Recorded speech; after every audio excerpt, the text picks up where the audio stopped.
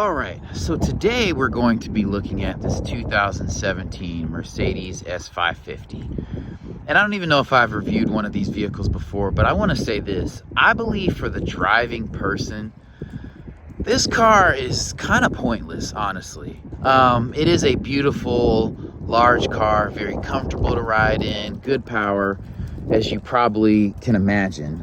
This thing has a 4.7 liter twin turbo V8 that puts out 449 horsepower and 516 pound-feet of torque.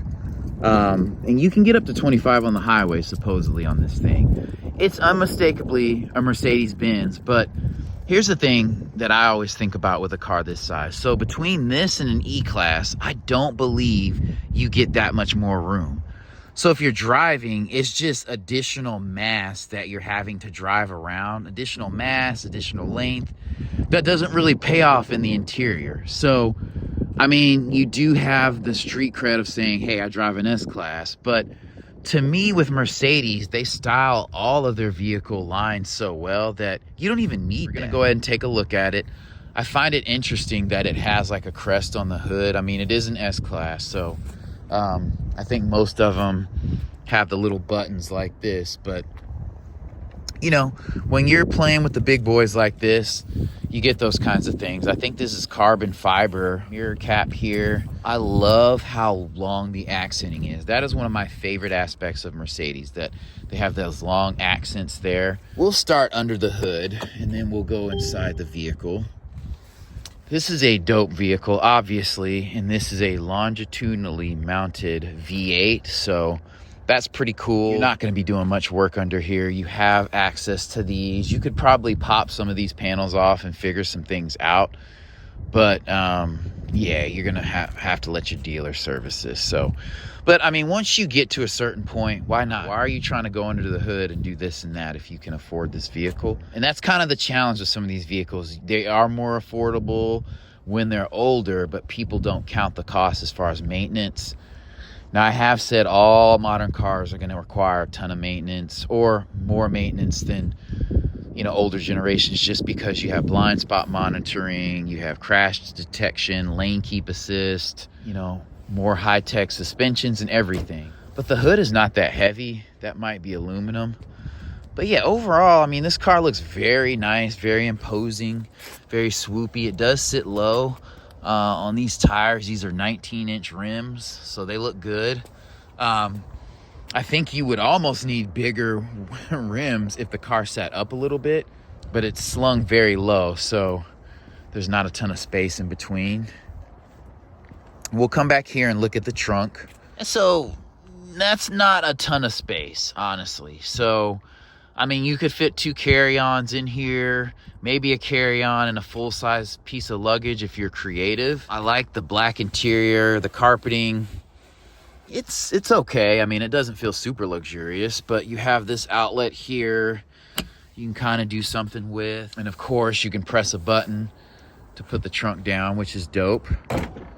I love that. You do have actual exhaust back here, so that's cool. It says S550 on the back, so pretty dope looking.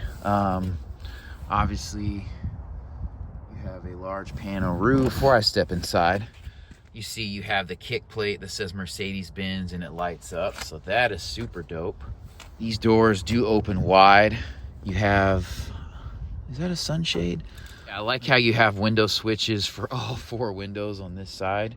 You have your drilled metal plates for the speakers. That's dope. This is a metal grille here.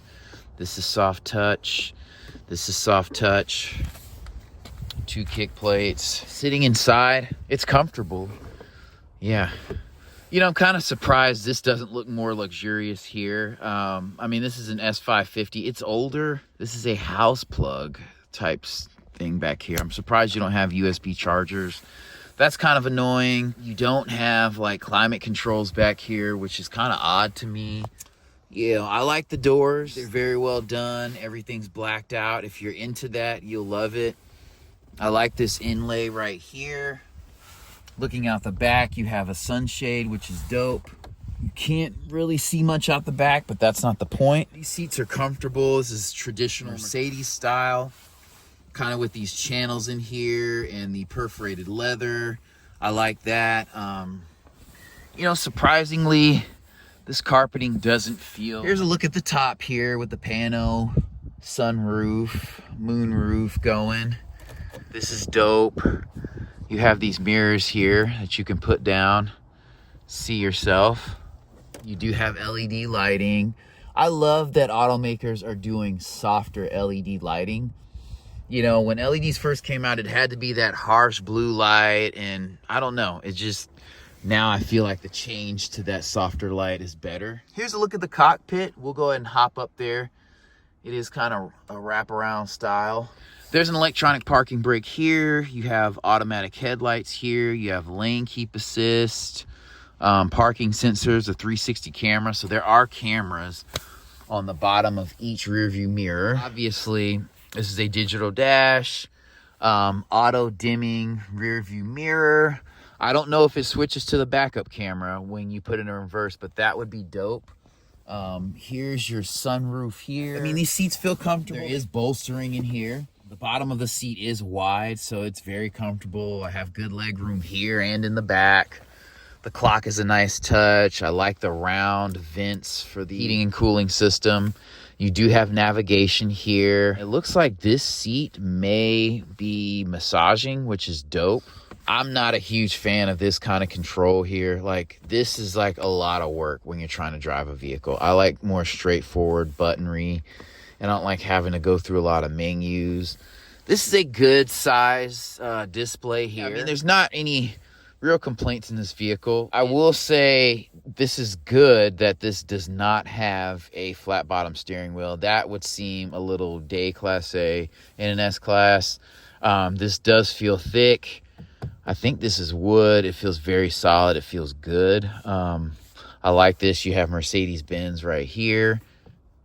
You have your electronic horn, so it doesn't go on when the car's off. You have this huge, massive start button. I would like for this to be kind of clear. So you have your cup holders here, and you do have some buttonry in here, so you're not doing a ton of, you know, menu jogging.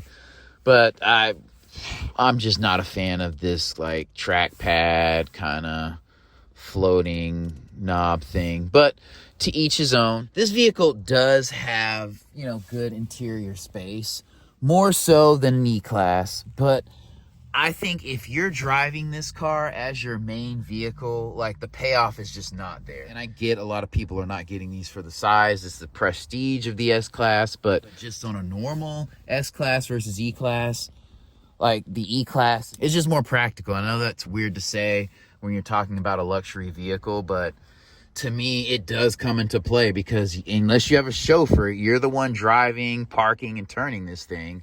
And who wants to park a whale when you're pulling into Whole Foods? I just want to get in and get out. So that's my 2 cents.